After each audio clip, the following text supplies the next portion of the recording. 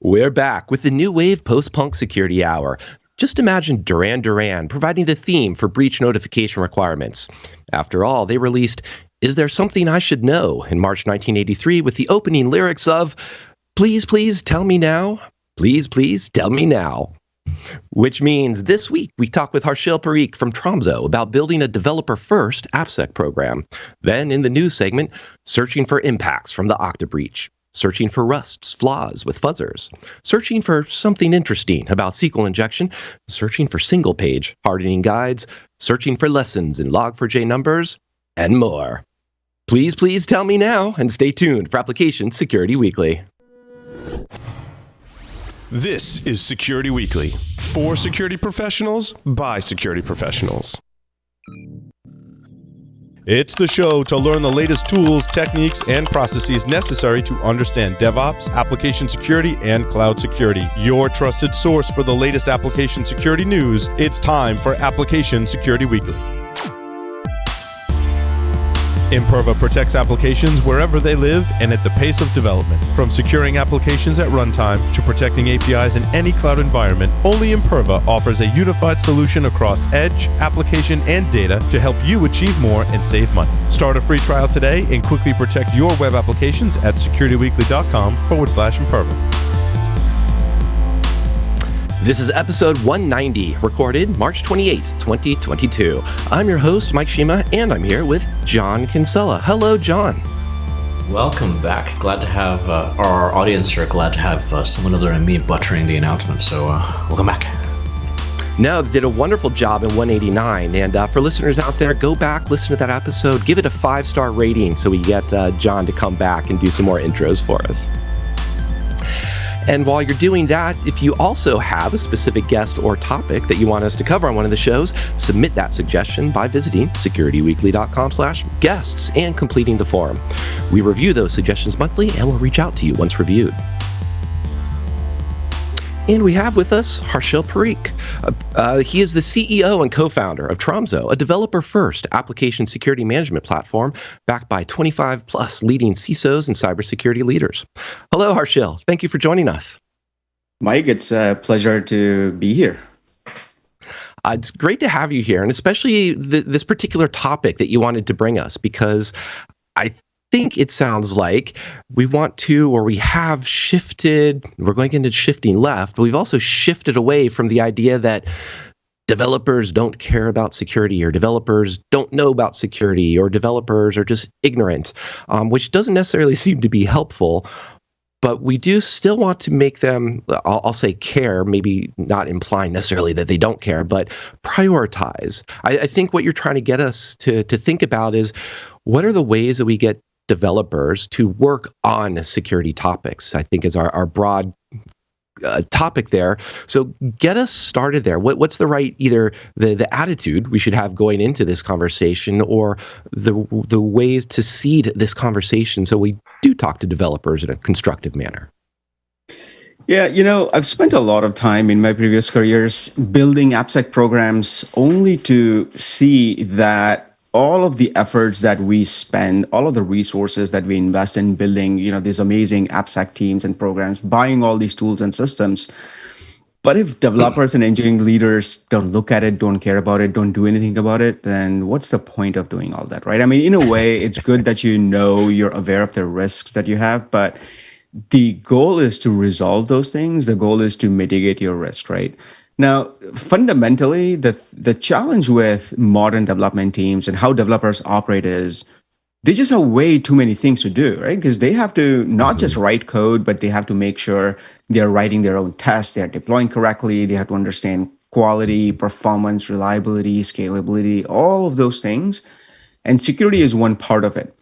So realistically, even if you have developers who actually care about security, which a lot of them do, but it's just one of the 15 things that they have to do, right? So you can't expect them to be the experts in security and find out the best ways to solve the problems around security and whatnot. So you have to make it easy for developers. And typically, if you talk to developers or engineering leaders and you ask them, hey, do you care about security? Nobody would say, I don't care about security. Everyone would nod their head and say, yes, security is important. We must do, all of these things. The challenge is, how do you make it easy? How do you help them prioritize security? And I think that's the fundamental problem that we haven't really solved in the world of AppSec.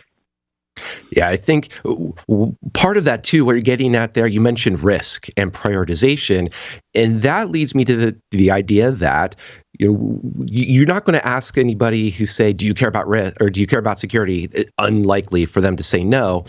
But when you turn it around to something more interesting question about, did you fix this entire checklist of all the vulns that I gave you? That possibly is where they're going to say no.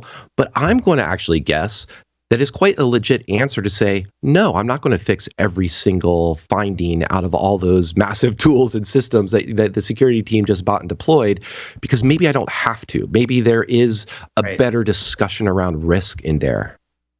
Yeah, and you're exactly right. And a lot of times we expect developers to do that work. But the reality is they don't have the time, they don't have the bandwidth, they don't have the mental capacity to take massive volumes of security ask. And by the way, it's not just security ask. In a lot of cases, compliance teams are asking them to do things, legal, privacy, all of those teams are asking them to do these sort of, quote unquote, security related things. But all of that needs to be much more simplified for them. So that security expertise needs to come from the security teams, AppSec teams, for example. So we need to tell them, like, hey, developer, because of our company's risk profile, we have to fix this as a priority. We have to do this as a priority, right? And then not expect them to spend hours and hours understanding what is really important, what is the risk of the organization looks like, what is an acceptable risk. So that work has to be done by security teams, and we have to give them an actionable list of items. A lot of times we don't, right? So that needs to change. Yeah, so part of that, so I have some follow-up questions on there, but when we talk about actionable list of items, help us understand a bit more. What does actionable look like to be effective from the AppSec perspective, or maybe conversely, what's the bad type of actionable items to throw onto a dev team? Yeah, so let's take this example of Log4j. We're all tired of talking about Log4j, I guess. I mean, we spend way too much time on it. But the reality is, if you just use all of your AppSec tooling or all kinds of visibility tooling and find out every single occurrence of Log4j across your entire full stack, there's likely going to be enough work to keep your entire engineering teams busy for the next 3 to 6 months, right? It's just a lot of stuff. And we can't expect them to figure out of all these things, how should we actually fix it? What is a mitigating control? What is the right fix? So that's where security needs to come into the picture and really understand, like, from our architecture perspective, where are the critical systems? Where is the critical data? What is our highest priority focus area? And figure out, is this even a realistic thing? Like, just because Log4j exists somewhere doesn't mean it has to be fixed. It might not even be used. It might not even be relevant in that particular aspect of the exploit. So we have to figure out and help them understand, like, these are the few things of Log4j occurrences that have to be fixed as a priority. Everything else, maybe you can do it later, or maybe don't even fix it. Does that make sense? Yeah, and I think in part of this, I want to expand that conversation a bit now too, because I started us off by mentioning developers and focusing on developers, but you're talking about, starting to talk about roadmaps and priorities as well. And I think it's important to acknowledge that it's also not just developers who are responsible for the code and those roadmaps. There are product managers, there's engineering managers. There's actually it's a little bit more complicated than just say, go talk to the developers and give them the risk-based checklist rather than the generic checklist.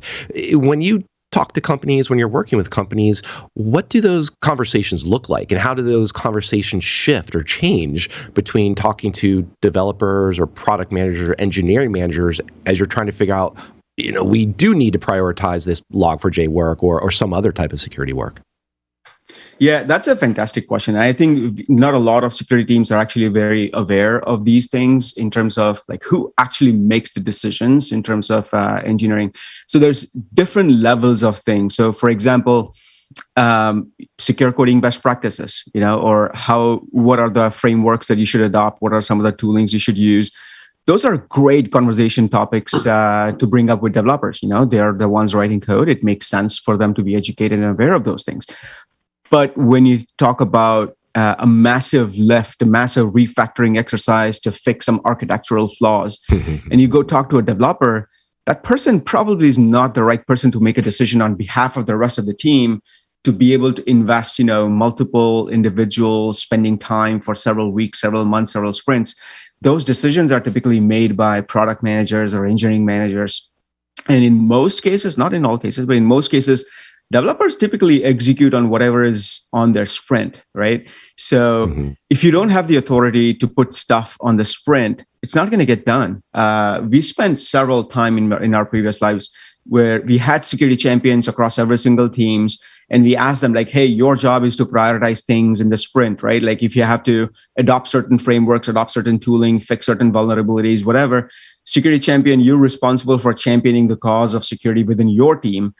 What ended up happening is after months and months of them trying, they came back with the feedback that, hey, look, I'm just one of the voices in that room when decisions are being made on what goes into the sprint. In almost every single case, it's the product manager that decides what happens, where the resources get invested. So the security champion ends up feeling, disempowered, I guess, like, because they don't have the authority, they don't have the power to make decisions. So at that point, we started interacting with the product managers and saying, hey, look, this is the objective. This is a customer request. This is, just important from a security perspective. We have to fix these things. That's when things started moving. That's when there was an actual impact within what was prioritized, what was not prioritized. So I think it has to be, and this also depends. It's different between company to company in terms of who makes these decisions. But the underlying point is application security people, we have to understand who drives the roadmap, who makes those decisions. So when you're thinking about, fixing backlogs, reducing debt, reducing security debt, you have to talk to the people who make those decisions, as compared to when you're thinking about implementing controls in the CI, implementing best practices, or driving adoption of security frameworks and controls. Developers are the perfect people for those types of conversations. That's interesting. Then do you also have some insights or some advice that you can share about how to go into those conversations with the product managers, for example? And here I'm thinking of things that probably won't work, such as saying, well, this is Log4j, everybody's talking about it, we don't want to be exposed to this. Or, look, this is a vulnerability with a perfect CVSS top, a perfect 10 in the CVSS score. Or this has 5 CWEs. I could throw a lot of jargon, but I'm going to guess that's not really going to be the successful approach. Right. What have you seen be the successful way to have those conversations in, I'm just going to sort of wave my hands a bit and say, product management language? Right. Yeah, that's a great question. And honestly, it also depends on, now this is not a straightforward answer, but it really depends on what is the type of thing you want to get done. So I typically categorize them into 2 buckets. So one is technical debt. You just try to fix it, right? Like if there's a, CSRF or a SQL injection issue or whatever, that just has to be fixed. Like it's just the same as you're writing code that is creating massive performance impact, and it just has to be fixed. Now, this is important. A lot of times, those types of technical debt-related issues, they get allocated as a percentage of resources that gets, it's the responsibility of the engineering manager, may not be the product manager. But there's a tech debt bucket where most security issues fall in. There is another category of things now, depending on what type of business you're in, like especially if you're in a B2B business, you're selling to your customers, and it has implications on customer experience or compliance or what have you, and it makes the company look really bad. Then you can go to the product manager and say, hey, look, this is a business objective, right? This is a business priority because this is going to make us look bad in front of the customer. So you can't really afford to do that. Those are the types of topics that product managers really get excited about, because let's be honest, product managers are very business savvy. The product managers are driven by making the business successful. So if you go to them and talk about technical debt and making your product better just because it's the right thing to do, they're probably not going to pay attention. So for those kinds of buckets of issues which qualify as tech debt, security debt, you have to go to the engineering manager or whoever is responsible for the quality, performance, security, reliability of the platform. But if it has a customer or business impact, that's when you go and talk to the product manager, because that's their objective. Yeah, and I've seen very good product managers have dashboards of metrics that are very much focused on what is user adoption rates, what are the feature rollouts, what are things like that. So still in that theme, what are some metrics that would be successful to bring in rather than, as you said, you should just be doing this because the AppSec industry said so? Are there metrics that are helpful to highlight here, just to show that the product team is doing well, they're doing a good job on security? Right. I mean, I think a lot of times when we have relatively mature AppSec teams or security engineering teams, I've seen a lot of times they also focus on building security capabilities. So things like really, really awesome and really good, end-to-end encryption, or customer managed, you bring your own key type of encryption, or really just security capabilities around managing secrets really well, solid RBAC with a lot of auditability. So think of those as security features that you can go and sell to your customers as a differentiator, right? So now this has been a more common thing these days where people build security engineering teams in order to differentiate themselves and their companies when they're selling their product to the customers. So those are the things that product managers really get excited about. Like, hey, we're actually using security as a business advantage or competitive advantage in the competitive landscape. So they get super excited about it. So when you can latch on to those types of initiatives where security becomes a differentiator for your business, for your platform, and you're driving security initiatives, it's a win-win for everyone, right? And granted, it's not very easy. You have to have the right type of people, the right type of features. But when that synergy exists, it becomes very powerful.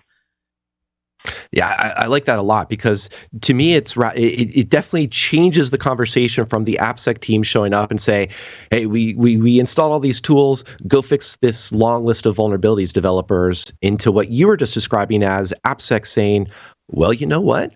Why don't we actually go build something ourselves? We're going to go do some development of our own for those security guardrails, just another synonym for what you're describing, whether it's encryption, key management, other types of cloud security tooling. So is that then, do you see a shift, to use the word of the day perhaps, of what the kind of the role or responsibility of what AppSec becomes? Or is it more of kind of even we should be working to make the AppSec role that we've been considering for the last decade or so, extinct? It should go away. Are we trying to put ourselves out of a job, I guess is what I'm trying to say.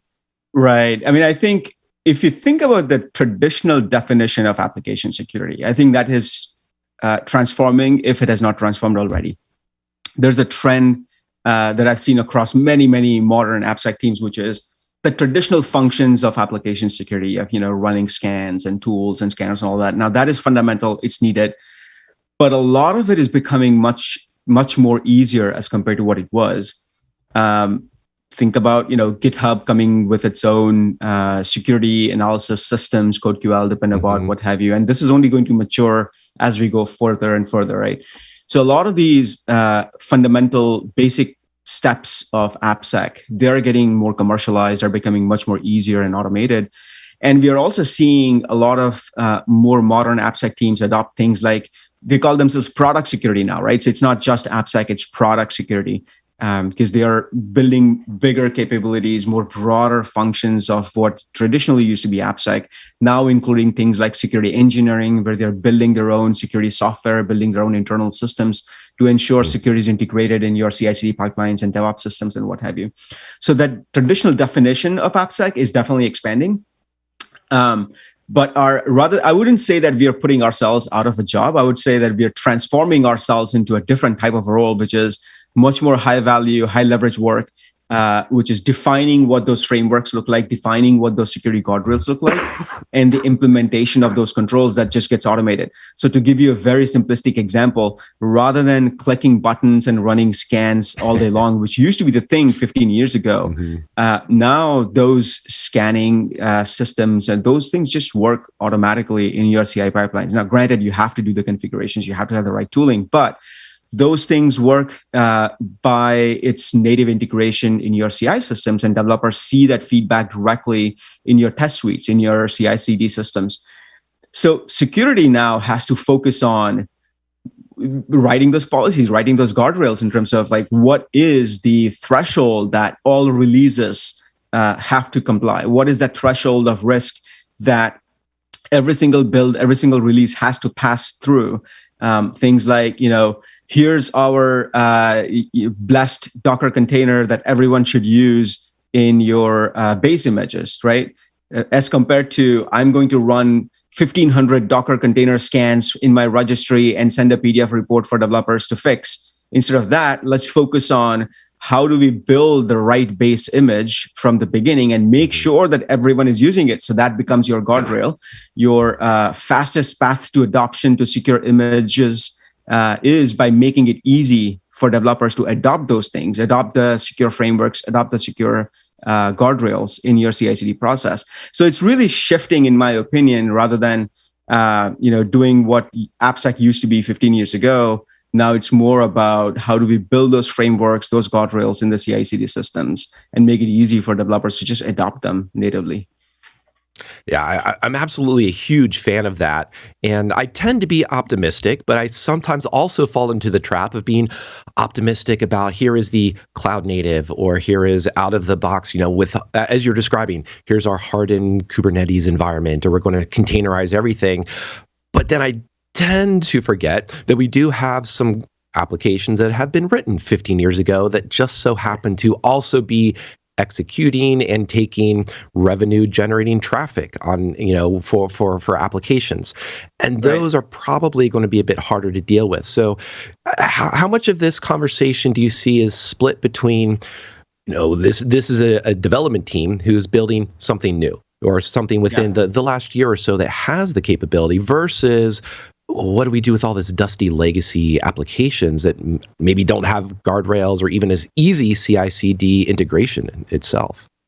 Yeah, that's a good point, right? It's every once in a while we would come across some legacy application which was supposed to be decommissioned 2 years ago, and it's going to happen in the next 3 months, and that 3 months never comes, right? No.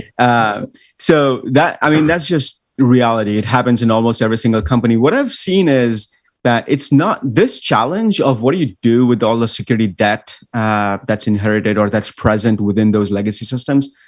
It's not just a security problem, right? I mean, the same challenges exist. Like if you put yourself in the shoes of an engineering leader who's supposed to manage those things, the same issue exists for your quality bugs or performance bugs, because legacy systems, they don't scale well. The customer experience is not the same. It's messy to even investigate issues and respond to incidents. It's all over the place. It's the same thing. The way they manage that is, let's figure out what the risk is, and we'll do what is appropriate for maintaining that legacy system. So I think we should, we just have to take the same approach of really deeply understanding what the risks are, and make sure we invest the right amount of resources in protecting it. Because if it is the revenue generating key business, then we just have to invest more resources in it. It might not be as seamless and automated, but there's always humans for things that cannot be automated. But yeah, I mean, that's just the reality, right? Not everything can be automated in a CI/CD cloud native world. We just have to manage it the way risk requires us to manage it. And that's the reason why I'm a fan of shift everywhere, not just shift left, because you can't really shift left in all cases. So you have to stay where you are and expand left. It's not just shift left entirely, it's expand left.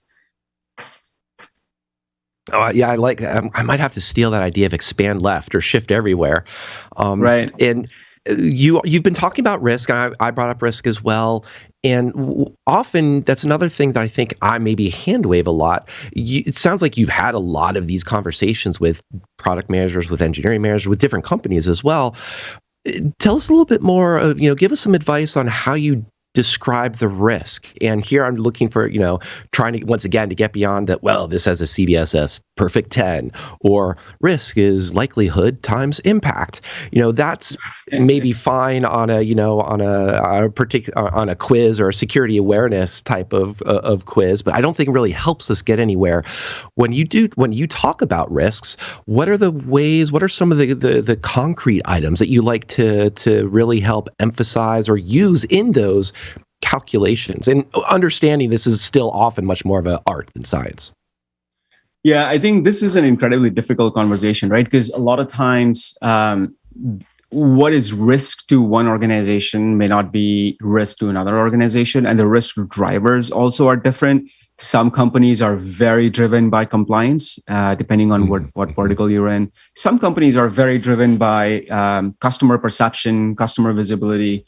Some companies are driven by regulation. If you're in a highly regulated environment by the government, you may want to care about those things. So unfortunately, I don't think there's a really good answer to that, except that the risk needs to be relevant to the business. So I'll give you a very concrete example.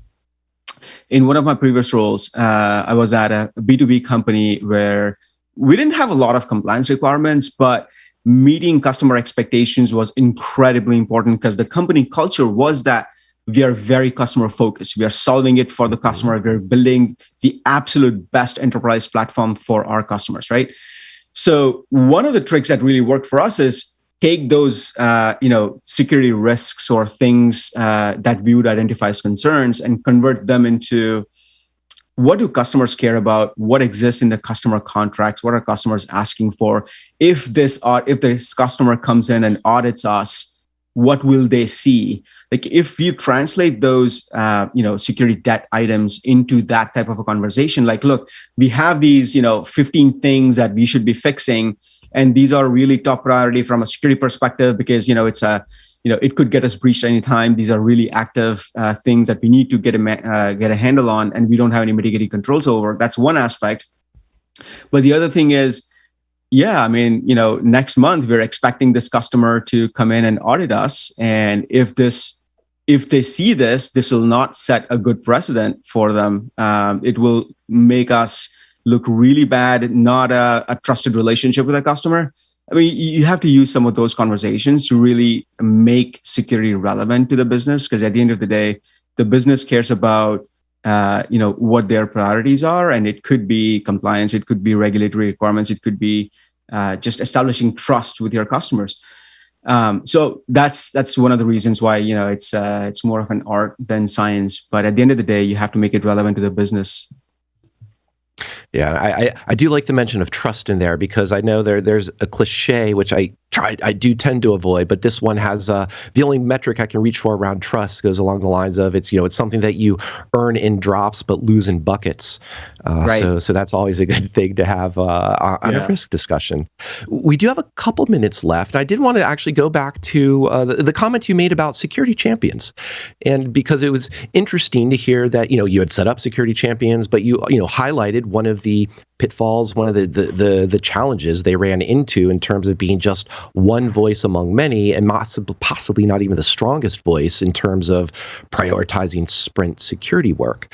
So are there different ways, or if you were to maybe rebuild a security champion program today, learning what you have, what might be some different ways that you would focus some of the responsibilities of those champions, or what might you task them with beyond just go add security to every single sprint that you show up in?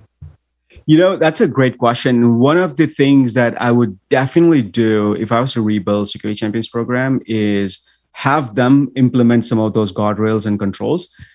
So let's just take the example of AppSec team bought this fancy new tool or system that integrates with your CI pipeline and runs a bunch of checks and tells the developers what needs to happen. But the problem is, how do you actually go in and implement those across hundreds or potentially thousands of different pipelines and make sure there is adoption of those systems and there is failure points if a certain threshold is crossed? Security teams typically don't have the full context of driving such a massive implementation. And most security teams are really scared of touching CI/CD pipelines, especially in a fail mode, right? Like most people wouldn't want to break your builds. Most AppSec teams wouldn't want to break builds. So that is a task that is perfect for security champions. And that's just one example. The point is, those guardrails or those controls that help make a developer's life easy, I think that's a perfect way for security champions to get their hands dirty on security and really help make progress. So champions can start implementing those controls, implementing those guardrails within their pipelines. And this AppSec team needs to be in a role where they are coaching the champions on what those controls should be, what those guardrails look like, and really helping them get their hands dirty, implement them. But the actual implementation should happen by the security champions, and they can have their 15-20% time allocated towards building those controls in their own teams. But that really helps set a very easy and secure path for the developers to make security relevant for them in their day-to-day, but also make it transparent, in a way that most other developers don't have to do anything. It's just security is natively integrated in their pipelines. I think that's a great task for our security champions to take on, which we didn't do early on, but I would do it again. So here's sorry, one last, see if we can squeeze one more in, or at least one more. That sounds interesting and really appealing, right? And you're resonating with stuff we've talked about in the past. Here's a question I'm curious your thoughts on. How do you scale that? Not so much either vertically or horizontally, but over a time basis. How do you, I guess, maintain might be a better way to put. In other words, you've got the security champion, they've got the gung-ho, they've put all these great things in process. What you might see over 12, 18, 24 months is that gung-ho starts to degrade, or people leave, or it's no longer as focused as it used to be. How do you keep that energy behind that? Yeah, that's another interesting thing that we learned, which is when somebody is interested in being a security champion today, it doesn't mean they will be interested in the same thing 6 months. Maybe they're doing it for, expanding their skill set and getting that next promotion, but when they get that promotion, they might not be interested in it. Or, in the next quarter, they're just super busy working on this other product feature. They don't have time for it. So what we ended up having to do is really invest resources within the AppSec team to run that security champions program. Because earlier, when it was just an organic initiative, security engineers in the team would contribute towards it, it wouldn't scale. But then we had a program manager. She's awesome, by the way. And she was running the security champions program with a very specific goal every month, every quarter. And that brought a lot of structure. So we could manage those resources. Like we know that the security champion in this team is not going to be investing time for the next 6 months. So we rotate that person out, have somebody in, or the AppSec team leans into that team and helps them out a little bit more. So you have to invest resources and time in building and managing that program, maintaining that it doesn't decay over a period of time. But that is really, really good investment, because it becomes a force multiplier for the AppSec team, right? So it's definitely worth the investment if you structure it in a way that security champions actually do work for you. If you build the champions program just as an education or a training system, then you may not get the same ROI on it. But if you have the champions actually doing work for you, then you get very, very good results out of it in terms of scaling. That's cool. I really like that distinction between that training awareness versus building and contributing, and that program versus people to help it scale. And so I do want to say, Harshil, thank you for investing the time to speak with us about expanding left, as well as we dove into some security champion aspects here. Any final thoughts or any final messages you want to leave our audience with, whether it's about one of these items or something else that's just on your mind about AppSec? Yeah, this is the time. So I was telling somebody that this is the decade of software security. And I think there's going to be a distinction between AppSec and software, because everything is really becoming software.